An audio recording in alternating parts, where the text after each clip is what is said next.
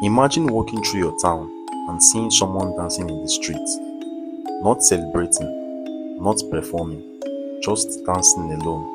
At first, it seems strange, but then an hour passes, they are still dancing. Then another hour, still dancing. Night falls, and they still haven't stopped. Next day, they are still there. Their feet are bleeding, their body is shaking from exhaustion, but they keep dancing. And then, something even more terrifying happens. Other people begin to join them, not because they want to, but because they suddenly can't stop either.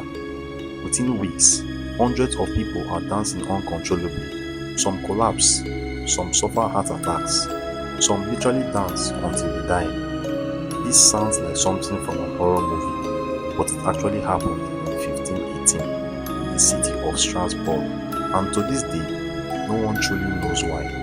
It all began in July 1518. A woman named Frau Trophy walked out of her house into the street. Without warning, she began to dance. There was no music, no celebration, just a woman moving wildly in the middle of the road. At first, people laughed. Maybe she was drunk. Maybe she had simply lost her mind. But the dancing didn't stop. Minutes turned into hours. Hours turned into an entire day. Then another. And another. For nearly a week, she continued dancing. Her feet swelled, her body weakened, yet somehow she kept moving. People began gathering around her, confused and frightened. But then the unthinkable happened. One of the spectators suddenly started dancing too. Then another, and another, and another. Within days, dozens of people were dancing.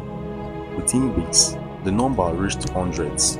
The streets of Strasbourg turned into something terrifying. People twisting and jumping uncontrollably. Some cried while dancing, others screamed in pain. Many begged to be held down so they could stop, but nothing worked. Witnesses described people collapsing from exhaustion, then somehow standing back up and continuing to dance. And then the deaths began. Some victims suffered heart attacks. Others collapsed from extreme dehydration. Some simply danced until their bodies gave out. Historians believe that dozens of people died during the outbreak, and the authorities had absolutely no idea how to stop it. But the decision they made next would make the situation much worse. City leaders consulted local doctors, and the doctors reached a shocking conclusion. They believed the dancers had a condition called overheated blood. Their treatment: let the victim dance it out of their system. So the city did something unbelievable. They built wooden stages in the streets. They hired musicians. They even brought in professional dancers. The goal was to help the victim keep dancing until the sickness left their body. But the plan completely backfired. The music made the dancing spread faster. More people joined. The crowd grew larger. Soon, the entire city looked like a massive chaotic dance floor. Except this dance floor was deadly. People were collapsing everywhere, and every day more joined the dance. Soon, the entire city was terrified. Imagine looking outside your window and seeing dozens of people dancing uncontrollably in the street. Their faces pale, their movements frantic, their bodies shaking with exhaustion. Parents feared their children might suddenly start dancing. Neighbors watched each other with suspicion. No one knew who might be next. Some believed the town had been cursed. Others believed it was punishment from Saint Vitus, a figure people associated with mysterious dancing illnesses. As panic spread, the authorities finally realized their plan had failed. They banned music in the city, they banned public dancing, and they began transporting the victims somewhere very specific.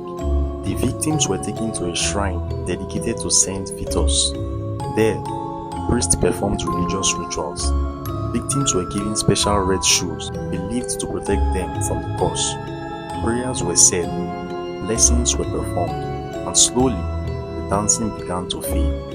One by one, the victims collapsed from exhaustion. The strange epidemic that had gripped the city for weeks finally disappeared. The streets fell silent again, but the mystery had only just begun, because no one could explain why it started in the first place. For centuries, historians and scientists have tried to explain the dancing plague of 1518. One theory suggests poisoned bread. Some believed people ate rye contaminated with a fungus called ergot. Ergot can cause hallucinations and muscle spasms, but scientists say it's unlikely. Ergot poisoning usually causes severe convulsions, not organized dancing for days. Another theory is mass hysteria. At the time, the region was suffering from famine, disease, and extreme stress. People may have psychologically influenced each other into a collective trance. But even that explanation doesn't fully explain how hundreds of people danced uncontrollably for weeks, which leaves historians with an uncomfortable truth. We may never hear the real cause. The dancing plague of 1518 remains one of the most strangest events ever recorded. Hundreds of people dancing without control, deaths caused by something no one could explain. But the most unsettling part, this wasn't the only time something like this happened.